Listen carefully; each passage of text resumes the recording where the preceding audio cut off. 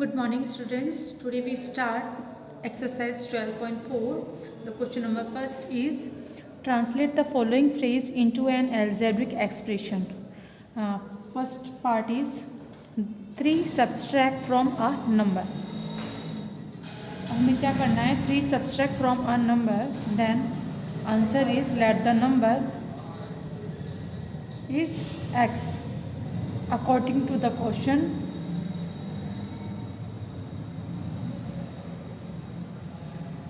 According to question, algebraic expression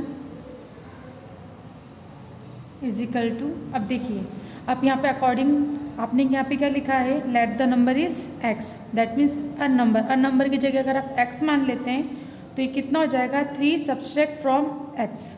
अब यहाँ पर फ्रॉम है तो मैंने आपको हमेशा बताया जब भी सब्सट्रैक्ट करना है अगर आपको फ्रॉम दिखता है तो फ्रॉम के बाद में जो भी डिजिट है उसे अपन पहले लिखते हैं। तो अ नंबर क्या है अपना एक्स, तो एक्स आ जाएगा।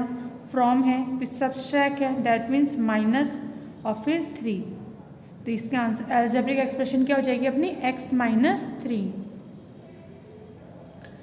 ठीक है, यानी आपको हमेशा याद रखना और नंबर लिखा है तो आप नंबर लिखो। नंबर को हम कुछ भी मान सकते हैं, जैसे मैंने x माना है, आप अपनी मर्जी का कोई भी अल्फ़ाबेट मान सकते हो।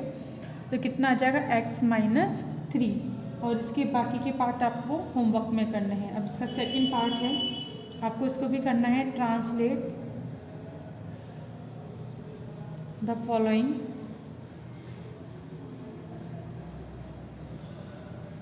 into an algebraic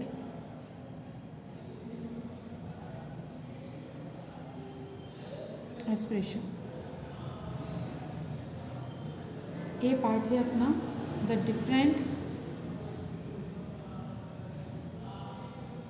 difference between 3 times a number and 22।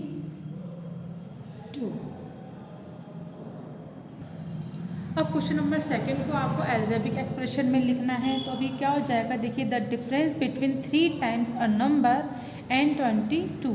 तो सबसे पहले आप इसे कैसे लिखेंगे, let a number be x, then 3 times a number,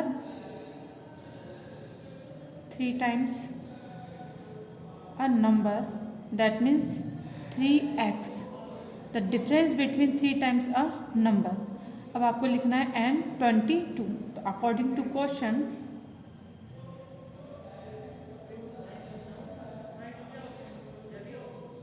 algebraic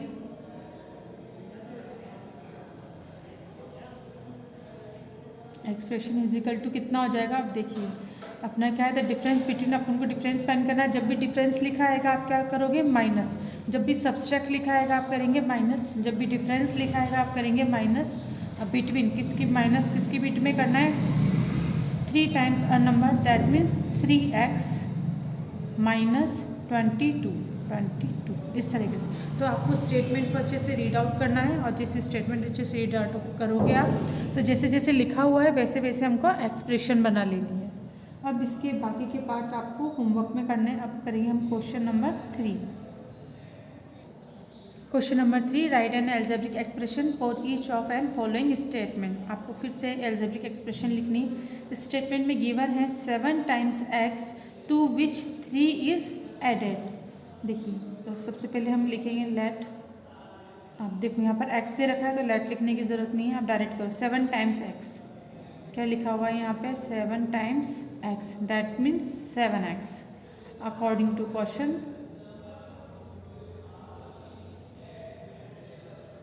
हम क्या लिखेंगे, देखो 7 times x to which 3 is added, और जब भी कभी आपको एडेड दिखे दैट मीन्स आपको प्लस करना है। तो क्या करोगे 7x प्लस 3, ये आंसर आ जाएगा आपका अलजेब्रिक एक्सप्रेशन।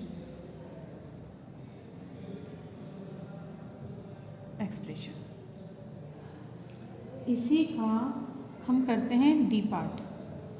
आपको दे रखा है x is divided by 7 and the result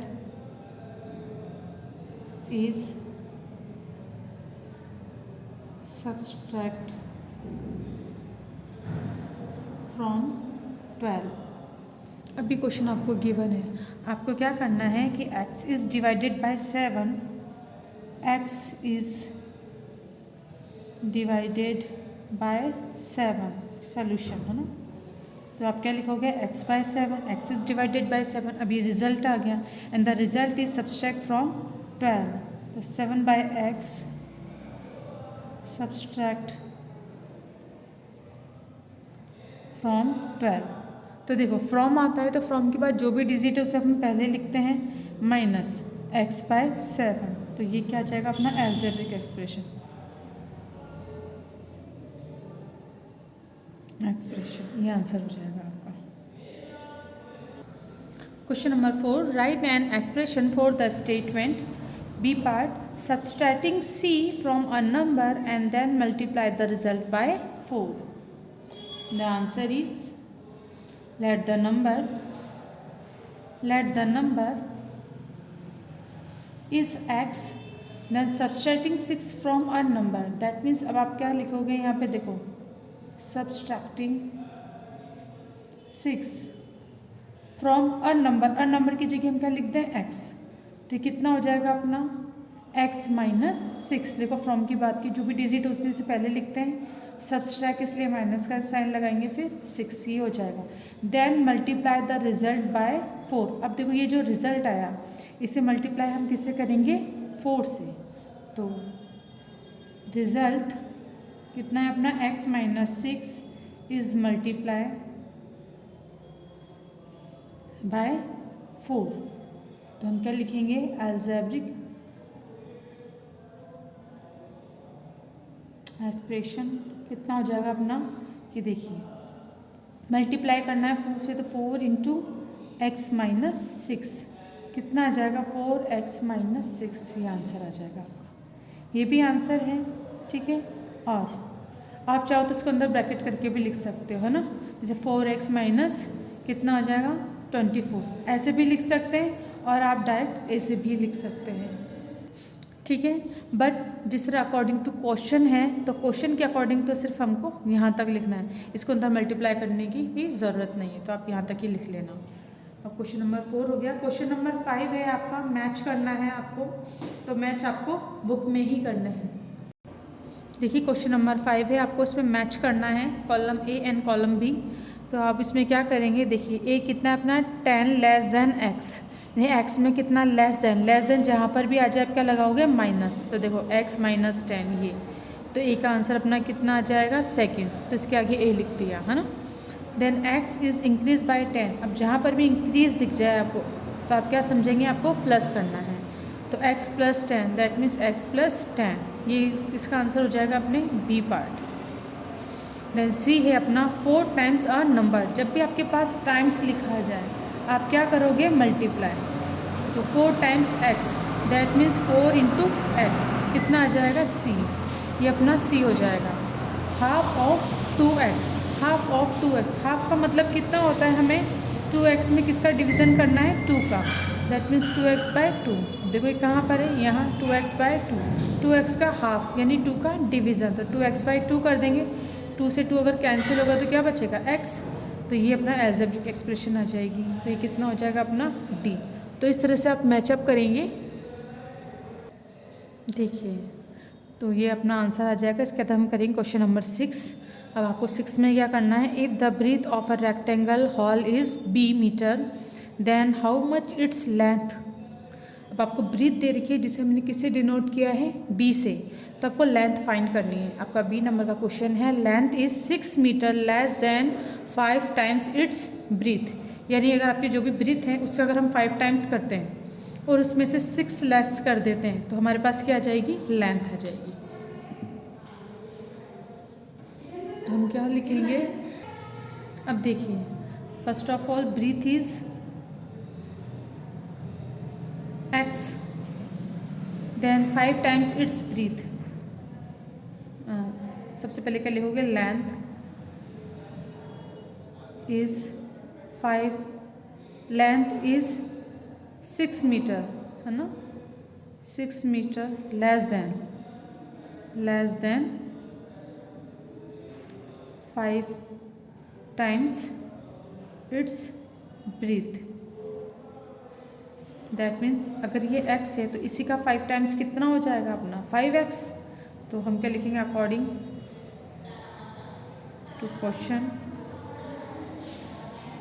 हमने लिख ही दिया, कितना आ जाएगा अपना, देखो अब ये 5 टाइम्स है ना its breadth, that means 5 times, that means 5x times जहाँ पर भी आ जाए आप मल्टीप्लाई कर देंगे। तो ब्रीथ अपना कितना है b, अच्छा सॉरी ब्रीथ को हमने b से डिनोट किया है तो x नहीं लेंगे, अगर क्वेश्चन में b गिवन है तो फिर b ही लिखना है।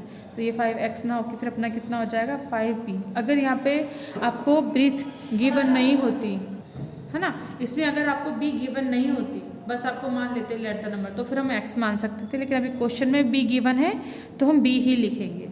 Length is 6 metre less than 5 times its breadth. अब देखो 5 टाइम्स है तो अकॉर्डिंग टू क्वेश्चन अपना कितना हो जाएगा 5 टाइम्स ब्रीथ अगर अपनी b है तो 5 टाइम्स की जगह मल्टीप्लाई का साइन आ जाएगा, तो कितना हो जाएगा 5b।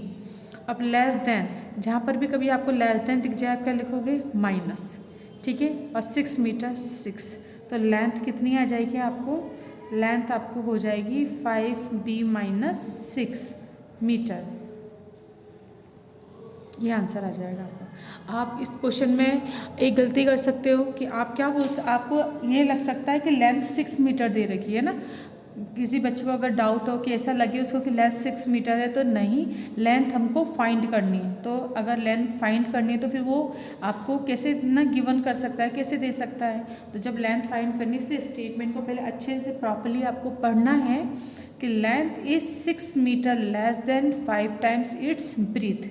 तो लेंथ हमारी क्या है कि किसी भी ब्रीथ है हमारी, कितनी ब्रीथ b है, तो उसको अगर हम 5 टाइम्स करेंगे और फिर उसमें से 6 मीटर कम कर देंगे, लेस कर देंगे, तो जो भी रिजल्ट आएगा वो हमारा क्या होगा, वो हमारी लेंथ होगी।